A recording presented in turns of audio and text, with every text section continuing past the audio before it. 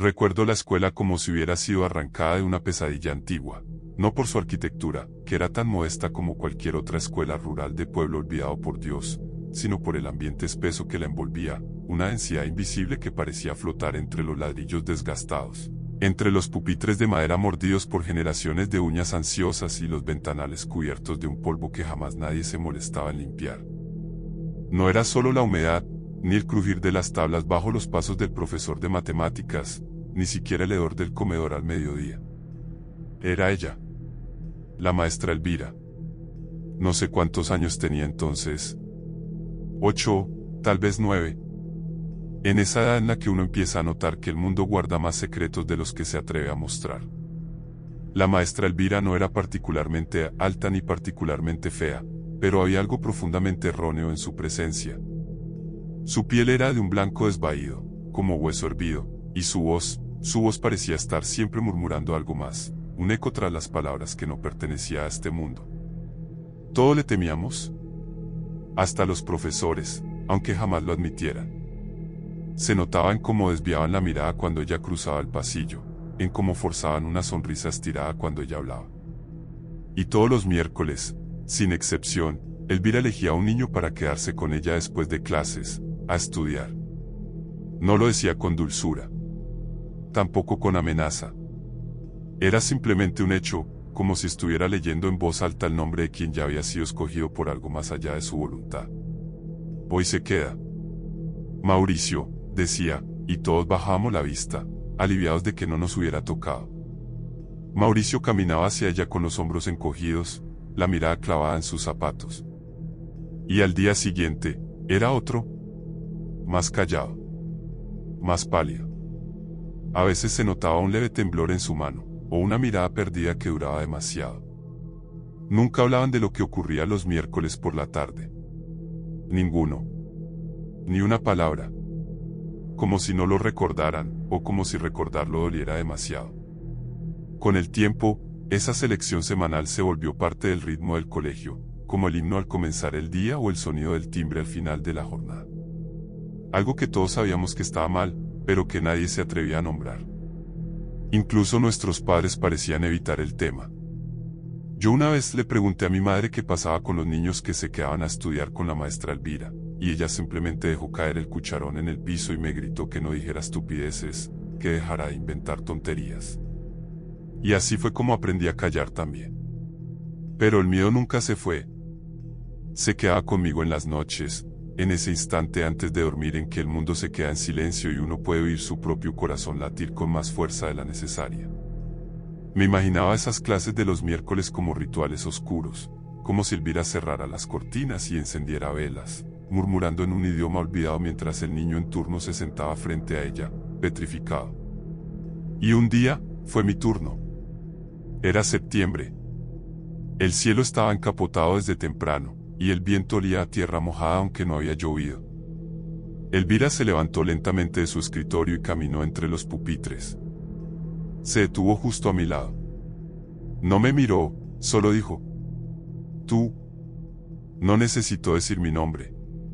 Su dedo huesudo bastó. Todos en el salón exhalaron al unísono, y sentí sus miradas clavadas en mi espalda mientras el timbre sonaba, liberándolos a ellos, y encerrándome a mí. Esperé junto a mi pupitre mientras los demás se iban, en un silencio tan espeso que podía oír cómo se deslizaban sus mochilas por el suelo. La puerta se cerró. La maestra caminó hacia su escritorio, sin mirarme, y luego señaló el asiento frente a ella. No recuerdo más. No recuerdo haber caminado hacia su mesa. No recuerdo haberme sentado. No recuerdo qué hizo, qué dijo, ni cuánto tiempo estuve ahí. Solo sé que desperté en mi cama al día siguiente, sin saber cómo llegué, y que mi camisa estaba manchada de sangre seca en la manga izquierda. Y desde entonces, algo me ha seguido. Han pasado más de 20 años desde aquella tarde suspendida en la memoria, desde aquel miércoles que se tragó parte de mi infancia como una grieta que se abre sin hacer ruido y devora algo esencial, algo que no se ve pero que se siente en el peso de los días. No sabría explicar con precisión qué fue lo que cambió en mí después de esa clase con la maestra Elvira. No tenía palabras entonces, y aún hoy, a mis 30 y tantos, Apenas si tengo fragmentos, una mirada clavada en el suelo durante horas, una risa espontánea que no podía imitar aunque me lo propusiera, un frío persistente en el pecho, como si alguien soplara desde adentro de mis huesos. Durante años creí que eran simples cicatrices psicológicas, el resultado de una infancia marcada por el miedo y la sugestión. Así lo dijo un psicólogo alguna vez, trauma disociativo con amnesia parcial y recuerdos reprimidos. Lo dijo con voz grave, apretando las manos como si intentara aferrarse a un diagnóstico seguro. Yo asentí, por costumbre, pero en el fondo sabía que había algo más. Algo mucho más profundo y oscuro que un simple trauma. Porque lo que viví aquella tarde no fue solo un episodio reprimido. Fue una herida abierta en el alma, un pacto sellado sin consentimiento, y desde entonces, no he estado solo.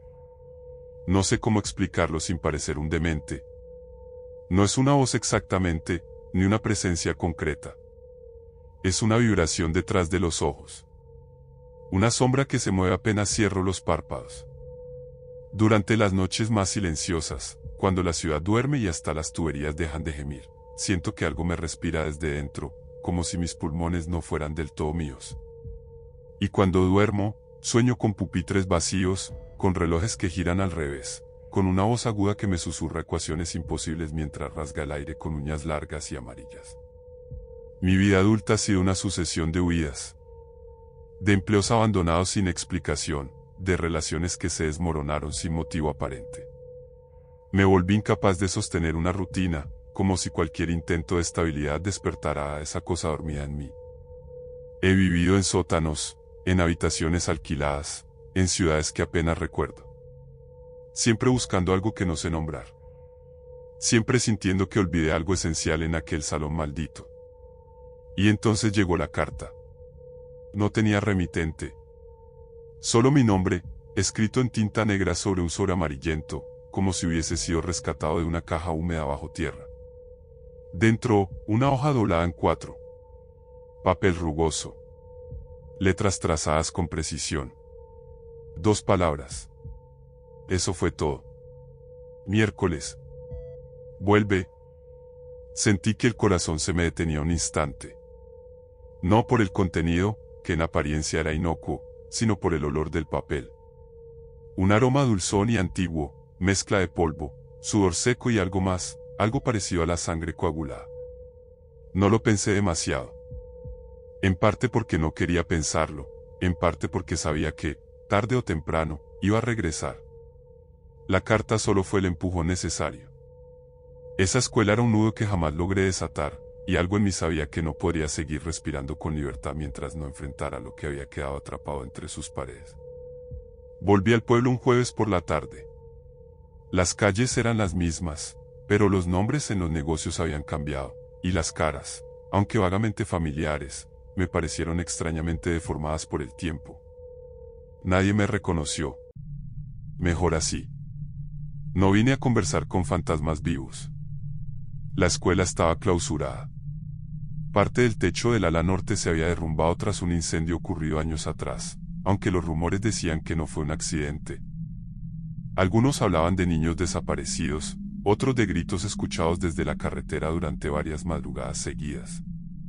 Nada confirmado. Ningún diario local quiso publicar nada concreto. Silencio, como siempre. Rodeé la reja oxidada hasta encontrar un hueco por el que colarme. La maleza había crecido hasta cubrir los andenes, y las ventanas estaban tapiadas con tablas cruzadas, como si intentara mantener algo adentro.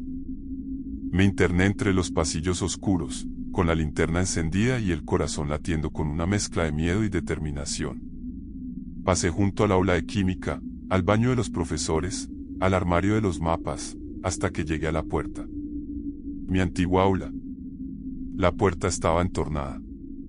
El pomo aún tenía aquella mancha oscura en forma de mano que nadie logró limpiar jamás. La empujé despacio. Adentro, el aire era denso, caliente, como si alguien acabara de exhalar profundamente tras años de espera. Los pupitres seguían allí, algunos caídos, otros alineados con precisión funeraria.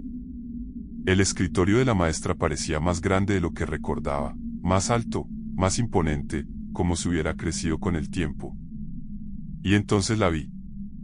En la pizarra, ennegrecida por la humedad y los años, había un nombre escrito con letras torcidas, temblorosas, pero inconfundibles. Mi nombre. No parecía tiza. Era más espeso, más oscuro. Tenía un brillo opaco que se resistía a la luz de la linterna. Me acerqué con cautela, y el olor me golpeó como un puñetazo. No era tinta. No era pintura. Era algo más, orgánico. Me quedé allí un largo rato, sin moverme, con la garganta seca y el pulso latiendo en los oídos. Supe entonces que no era el único que había vuelto. Que la maestra también seguía allí, en algún rincón de esas paredes, esperando. Al día siguiente, miércoles, me preparé. Guardé una linterna, una grabadora de voz antigua, esas de casete, como las que usaban los periodistas en los 90, y un cuchillo de cocina, no por valiente, sino por precaución. No tenía claro contra qué, pero lo sentía necesario. Como un niño que se lleva un amuleto a la cama para espantar monstruos. Esa noche, cuando el sol se ocultó del todo y la escuela se convirtió en un bloque de sombras, crucé el portón nuevamente. Caminé por los pasillos, guiado por la linterna, el crujido de la madera y la certeza de que lo que me había marcado no era solo un recuerdo, sino una promesa que aún estaba por cumplirse.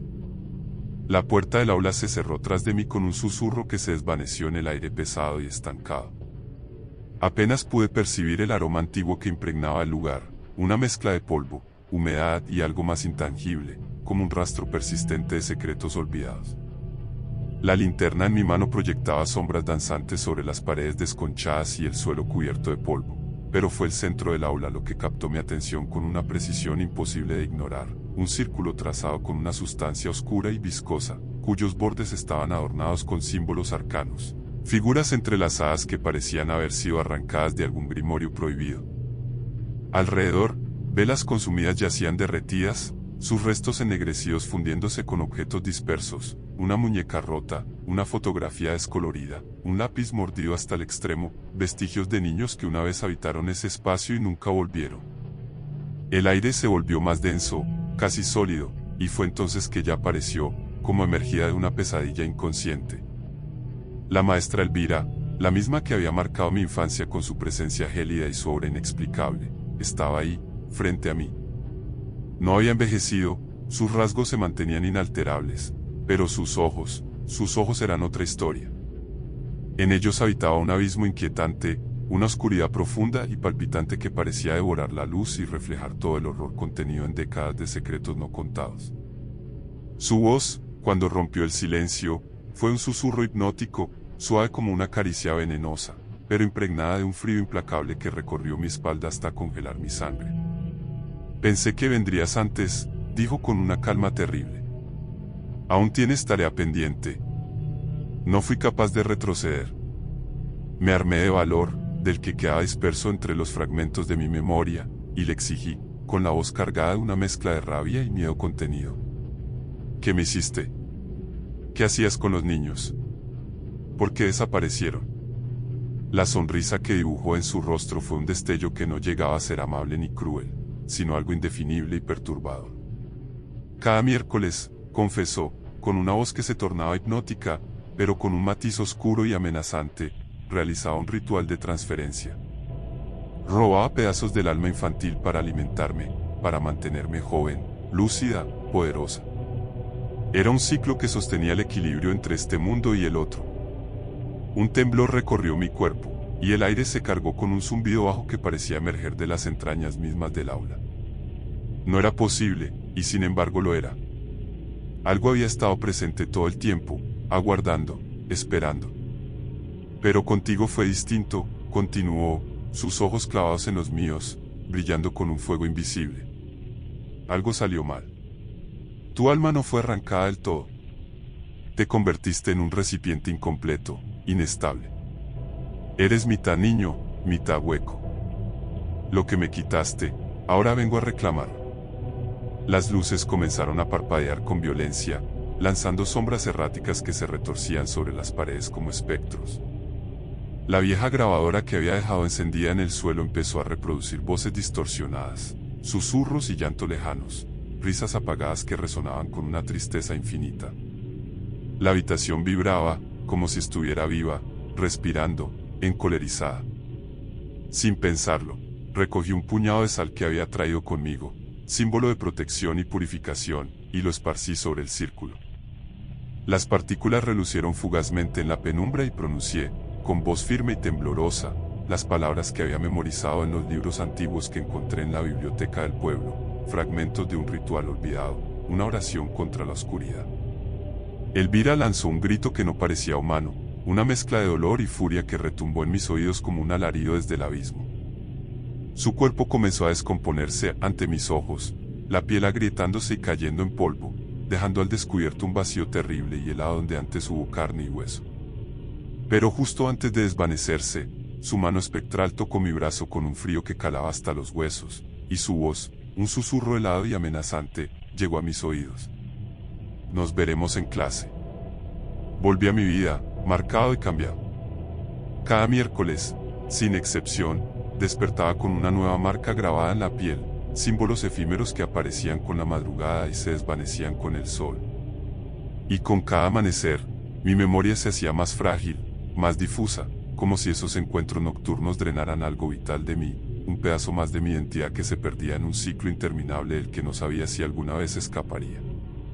Porque aquella última clase, la que creía haber terminado, no era el final sino solo un comienzo. Y no estaba seguro de haber ganado. Tal vez solo había liberado algo peor, algo que ahora habitaba en mí, y que aguardaba paciente la siguiente lección.